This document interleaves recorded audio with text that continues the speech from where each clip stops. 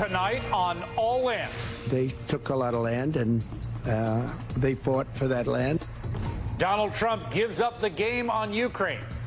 Ultimately, these are both demands that Russia has made in the past. Is there not a danger of handing Russia a kind of win on this? Well, Tonight, the incredible danger of a new world leader and an American autocrat. Then, Alex Wagner on how Elon Musk and the White House are attempting to escape public scrutiny. I have to what? Including a lot of Democrats. I have detractors? You do, sir. I don't believe it.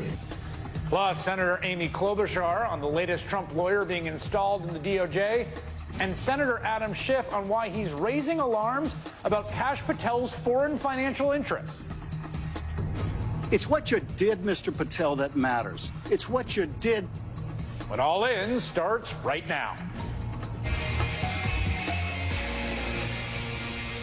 Good evening from New York. I'm Chris Hayes. In just the past few hours, we've gotten a fuller look at Donald Trump's foreign policy vision. And I have to say, it is worse and more dangerous than I think I even expected. With MAGA poised to rapidly undo the American-led global democratic order, in fact, taking concrete steps today to do so, and unraveling that began this morning with an announcement from Trump's Secretary of Defense, Pete Hegseth, saying that America was pulling back from defending its allies. We must start by recognizing that returning to Ukraine's pre-2014 borders is an unrealistic objective. Chasing this illusionary goal will only prolong the war and cause more suffering. The United States does not believe that NATO membership for Ukraine is a realistic outcome of a negotiated settlement. We're also here today to directly and unambiguously express that stark strategic realities prevent the United States of America from being primarily focused on the security of Europe. So we want the Ukraine war to end. Ukraine will have to hand over territory that Russia took through military force. Ukraine won't be in NATO. I mean, again, these are all the things that were going to be negotiated, right? And crucially, and that was really the key line there, we're pulling back from NATO. You're kind of on your own. You're a sort of side concern. Now, part of the reason this type of rhetoric is so seismic, the reason it had such explosive landing on the continent and around the world, has to do with what NATO stands for when it was created. I mean, the reason that we have this set of interlocking international institutions, from the World Bank to the IMF, to the UN, to NATO, they were established after World War II precisely because of the tens of millions of people who died in the bloodshed as a result of the competitive conquering aspirations of rising empires and fascist regimes throughout the world. NATO was formed by the United States 76 years ago to pledge that an attack on one member was an attack on all, what is known as Article 5. It started with 12 countries. It now has 32 members. The only time, we should note, that Article 5 was actually invoked, the one time, was when all the allies joined together in one fight, when they all came to America's aid after September 11th. Pledging their troops and materiel to our war in Afghanistan. Canadians, Italians, Danes, Spaniards, Norwegians, Estonians, Latvians, and more gave their lives for our war on terror. That's how alliances work. Allies are supposed to have each other's back. At least they were before this morning. Not long after Hegseth spoke, Senate Republicans voted to confirm Tulsi Gabbard as the next director of national intelligence, a policy lightweight whose greatest foreign policy achievement was visiting Syrian dictator Bashar al-Assad, along with his top cleric who threatened suicide bombings in the United States. Gabbard also has a lengthy track record of siding with Russia and Putin over U.S. intelligence consensus. And that just sat fine with all the Senate Republicans except for Mitch McConnell, who joined all 47 Democrats and independents in voting against Gabbard. Here is Gabbard being sworn in just hours after that confirmation vote. At almost the same time Gabbard was being confirmed, Donald Trump was getting off the phone with another international leader. Breaking news from the White House. President Trump saying he's spoken with Russian President Vladimir Putin this morning. Trump says he agreed to visit Russia, and Putin is coming here to the U.S. Trump breaking the news of his, quote, highly productive call with Putin on social media this morning, saying we both agreed we want to stop the millions of deaths taking place in the war with Russia-Ukraine. President Putin even used my very strong campaign motto of common sense. Wow. We both believe very strongly in it. Well, that's nice. We agreed to work together very closely, including visiting each other's capital N nations. Now, I think the idea of bringing the war to some conclusion and peace is obviously something that basically everyone wants at this point. But the glaring thing here is that the other country on the receiving end of Russia's aggression, the one that got invaded, that's had thousands of people killed by Russian troops who invaded Ukraine, didn't seem to be looped in on the developments relating to their future. Are you freezing out President Zelensky of this process a bit? Isn't there a danger of that? No, I don't think so, as long as he's there. But, you know, at some point you're going to have elections, too. You're going to have an election. Do you view Ukraine as an equal member of this peace process? It's an interesting question. I think they have to make peace. Their people are being killed, and I think they have to make peace. President Putin wants to have peace now, and that's good. And he didn't want to have peace with Biden. I want to be clear about what we're watching.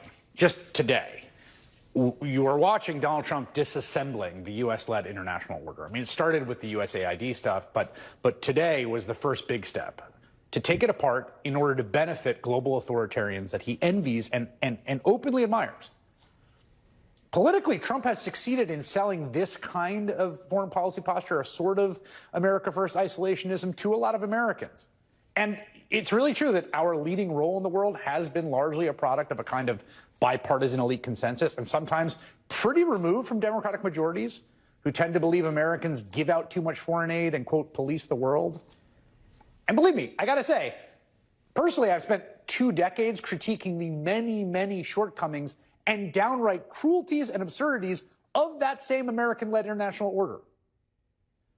But however imperfect it is, and God is it, what Trump wants to replace it with is just far, far worse. Again, the current international order was created by the U.S. and its allies to prevent the world from the unthinkable. There are rising tensions between the victorious nuclear superpowers, and institutions like NATO and the United Nations were formed in large part to prevent the Cold War from becoming World War III and a global nuclear holocaust. And by the way, the threat of nuclear war is not exactly gone. But there's another reason Trump is eager to jettison the old order in favor of an anarchic world in which strong countries just do what they want. Back in the day when you would hear Nazis claim that Austrians and Czechs really are German anyway, you can hear echoes of Putin's claim that Ukrainians are really just misguided Russians. There's no such thing as Ukraine. And so right now what Trump is doing is sending the message to everyone around the world that not only is territorial acquisition by force okay, but, and this is really crucial, the U.S. is interested in pursuing it. Repeatedly, constantly, over the last few weeks, from Greenland to Panama Canal to Canada as a 51st state to now envisioning the Gaza Strip as an American-occupied development project. The emerging Trump doctrine is that democracies are weak and soft. We will side with autocracy over them. And it's disastrous, not just for America's place in the world, but also for the cause of peace. The idea that the path to peace is to throw overboard democracies in favor of authoritarian regimes is wildly dangerous. It's the fundamental through line of Trump's worldview. He hates our allies. He's trying to pick a fight with Canada and seems to love our enemies because our enemies see the world as he does. Transactional, ripe for the picking. And with loyal, morally flexible subordinates like Hegseth and Gabbard, he is essentially reorienting American politics as friendly to dictators and authoritarian regimes, primarily and hostile fundamentally to democracies. It's shaping up to be the most radical transformation of America's role in the world since Roosevelt, and I don't think it's going to end very well. Ivo Delder serves as U.S. permanent representative to NATO from 2009 to 2013. He's now the CEO of the Chicago Council on Global Affairs. Today, he wrote about Trump's call with Putin on his Substack America Abroad, and he joins me now. Ivo, I want to talk about the Ukraine-specific part, but I want to just start at the sort of broader point here about territorial conquest and aggression, and it as a kind of articulated goal of Trump's, the way that he talks about Russia having sort of fought for land and achieved it, and what that new framework does to the international order.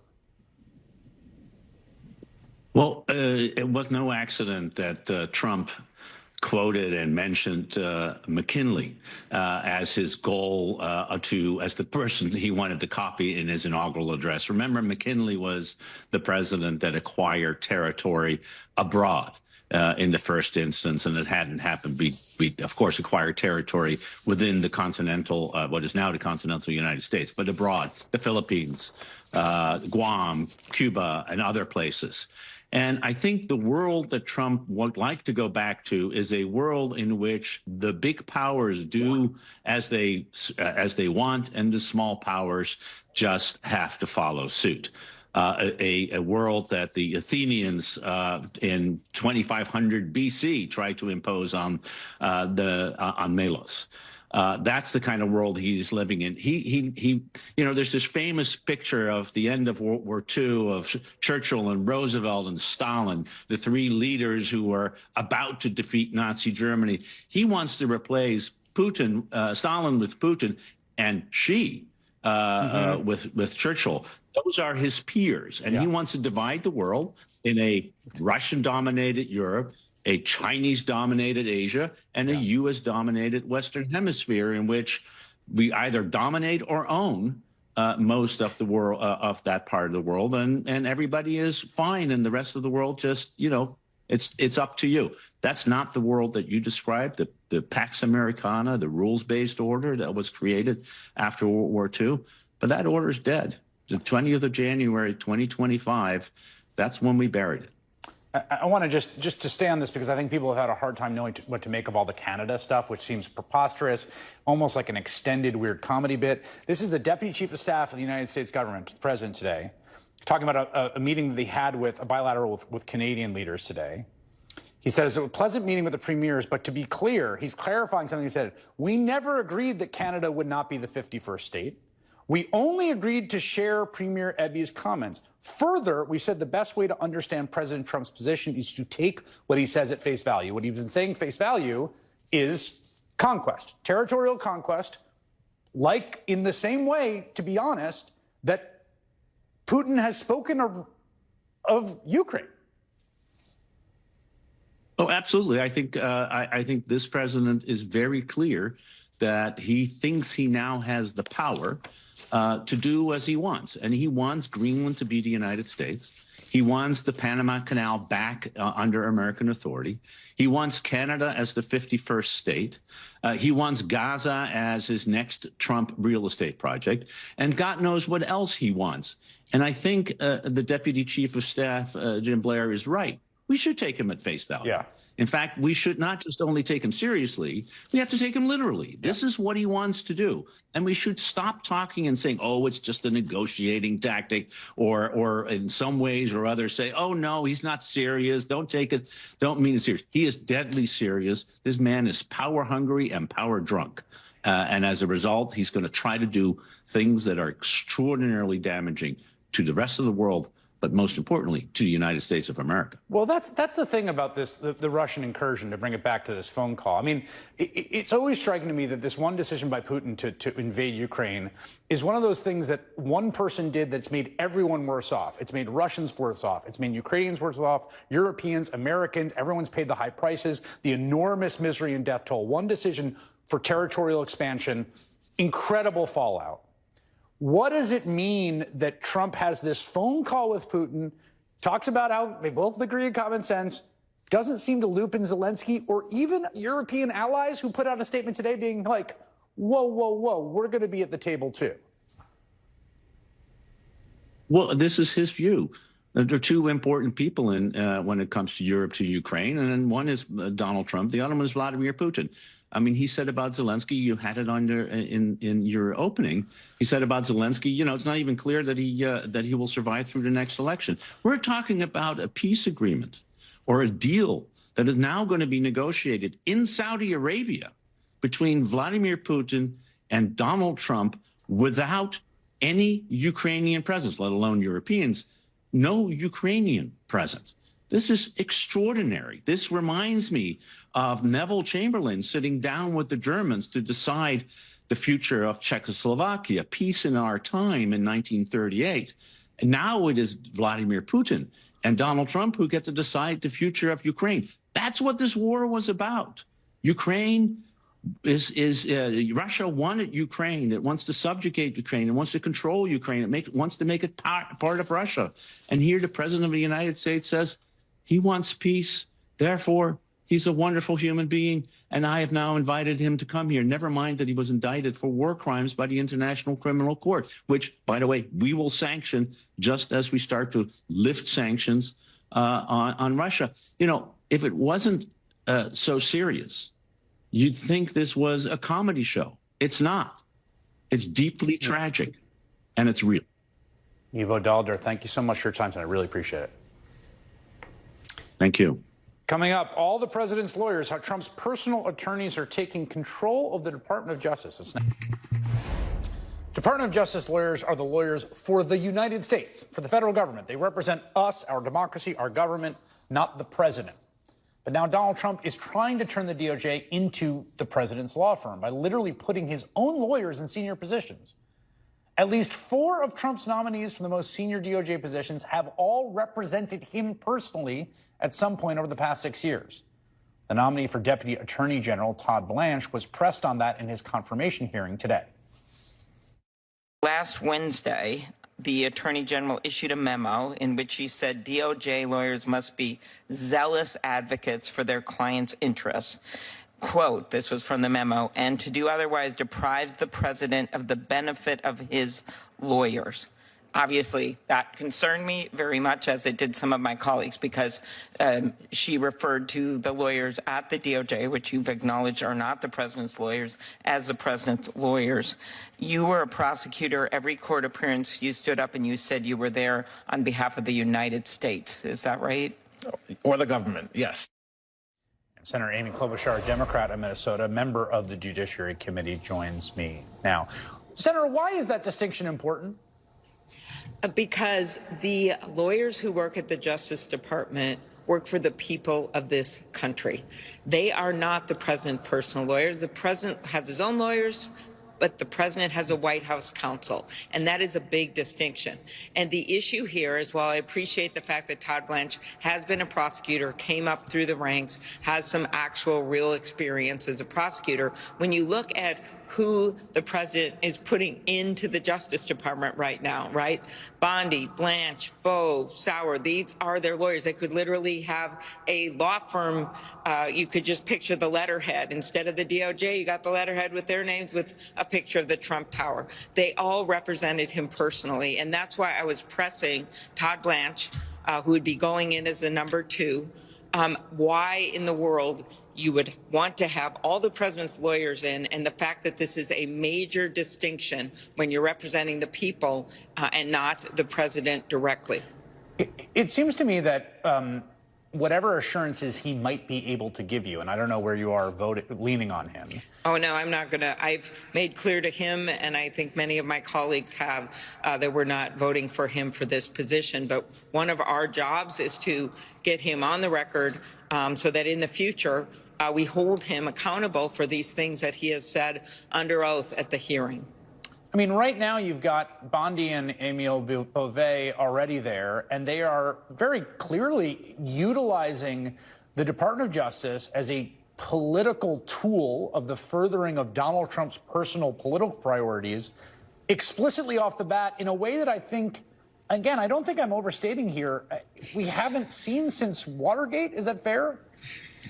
I think that's fair, and you've already seen career prosecutors, people who have been there for years, removed. You heard about the list at the FBI, and now there's a lot of information that Senator Durbin has been putting out there. I am not privy to that, but that, in fact, he was involved, Kash Patel, in the potentially in putting together this list. This is what's happening right now, and it is so important that our Justice Department be separate from politics. And I think you're really going to see that, Chris. Tomorrow, we're going to have the vote on Kash Patel. And I just keep going back to all of this. Your earlier segment, you know, you've got to take these people at their word. When the president says he wants Canada as the 51st state, or Ted Cruz spends the whole morning on a hearing that I had to attend as a member of the Commerce Committee on acquiring Greenland, Let us remember, for everyone watching your show here, that at the same time, grocery prices are going up, inflation is going up. They pledged from day one, the president said that was his focus. He wants to bring prices down. Instead, they have this expansionist international agenda, while at the same time planting people in the FBI and at the Justice Department to protect his own interests. It was and is all about Donald Trump. I am hopeless optimistic and sort of naively think that persuasion is possible. And, you know, Matt Gaetz did go down in flames. Hegseth passed by 1 vote. Gabbard, I don't know what's going to happen with RFK Jr., though it looks like he's on the path. Patel still seems like an open question to me, given the fact that a senator's accused him of perjuring himself, and he has this enormous possible personal financial conflict of interest, and he's obviously not qualified for the job. What do you think? This is unbelievable to me. He has said he wants to shut down the FBI headquarters. My colleagues on the Republican side who talk a lot about law enforcement and security, he has said that the FBI is corrupt.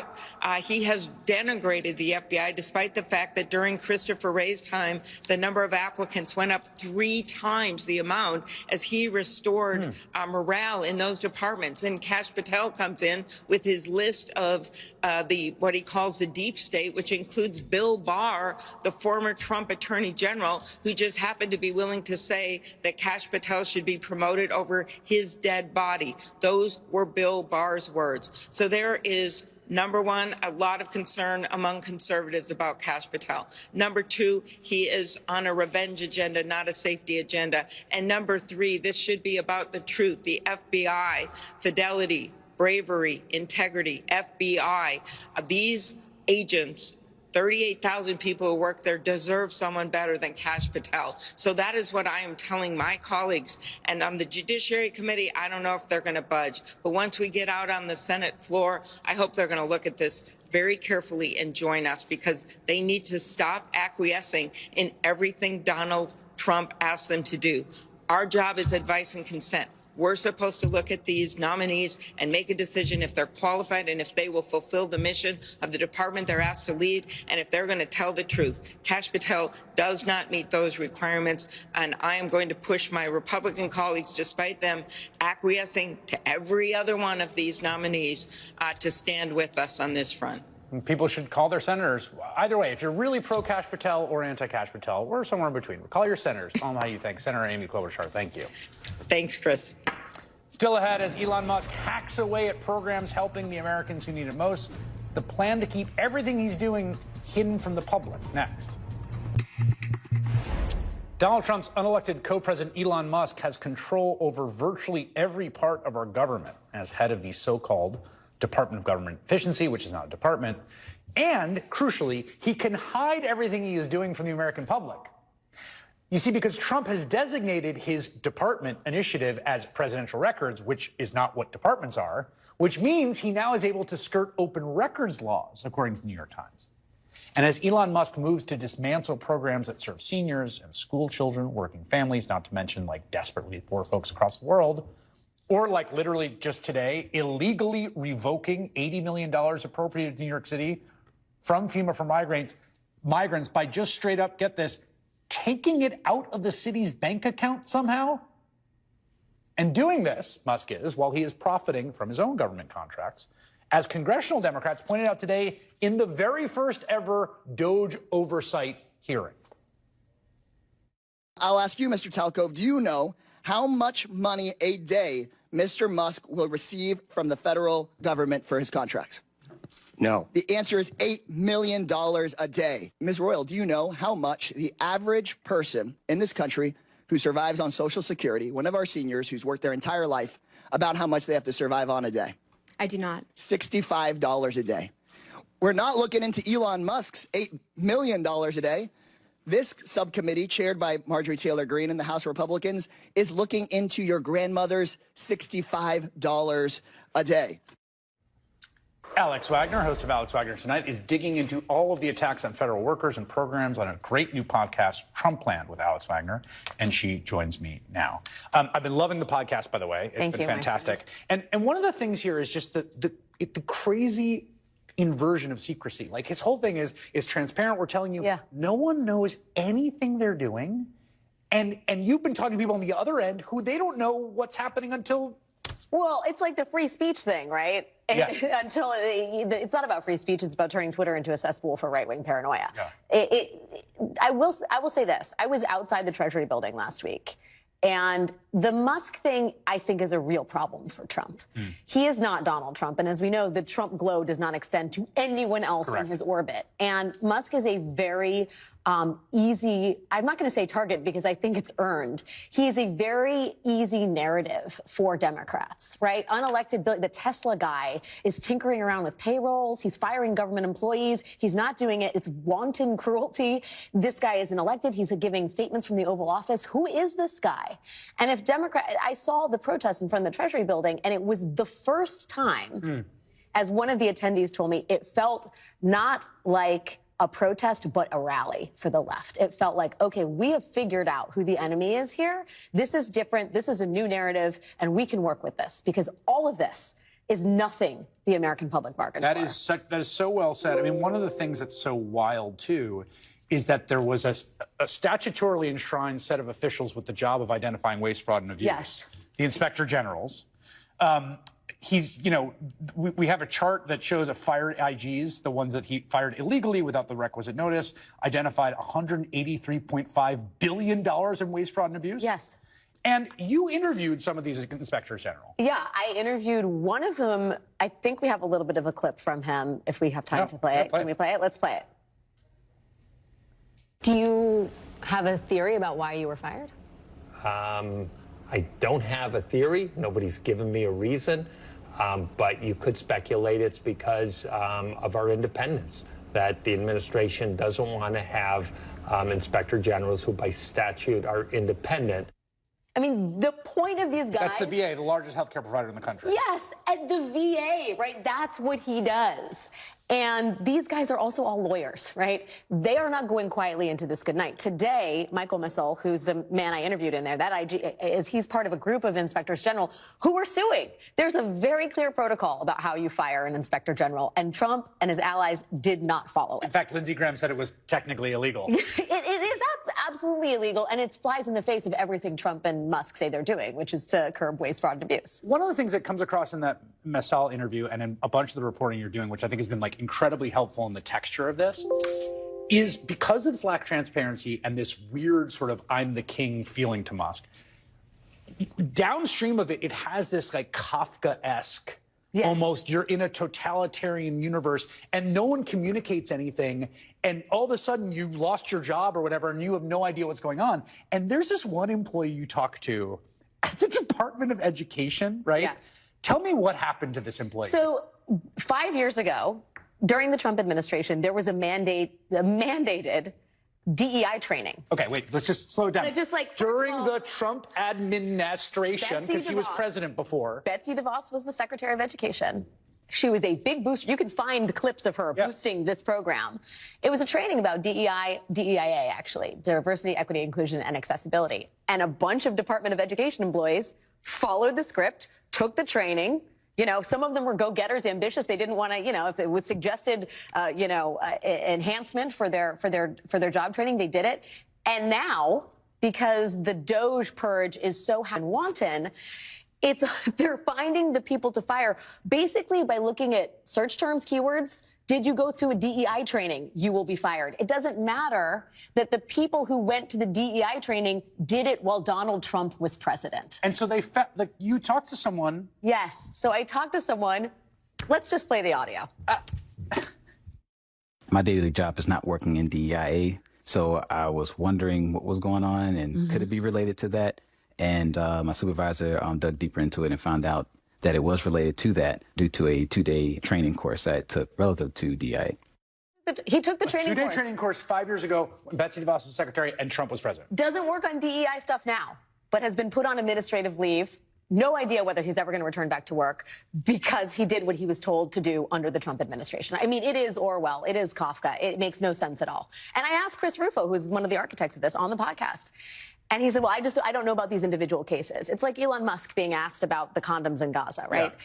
They will never admit fault. They would never admit that the sort of vetting process here is non-existent and that very serious mistakes are being made. Well, and I also think that I would say that one interpretation of what they're doing, the most cynical, and one that I think is persuasive in some ways, is A, they want to eliminate non-white people from positions. They want to eliminate women from prominent positions. Like, it's not just they want to get rid of this program, but they actually want to, like, get rid of people that aren't But some of them white aren't men. Some of them are men, some of them are white, some of them are veterans. Right? It is all the things. Right. It is both ideologically malicious and haphazard and sloppy. And completely sloppy and basically stupid. Alex Wagner, it was so good to have you here. Seriously, you've been doing phenomenal reporting. Thank you, my friend. I've been listening to the podcast every week. Be sure you check it out. It's called Trumpland, and you can scan the QR code on your screen to listen now. Also, I have an event for my new book, The Sirens Call, this Saturday night, February 15th, in the wonderful town of Kingston, New York. There are still tickets available, so you can scan this QR code, and I will see you there. You can also, if you would like to,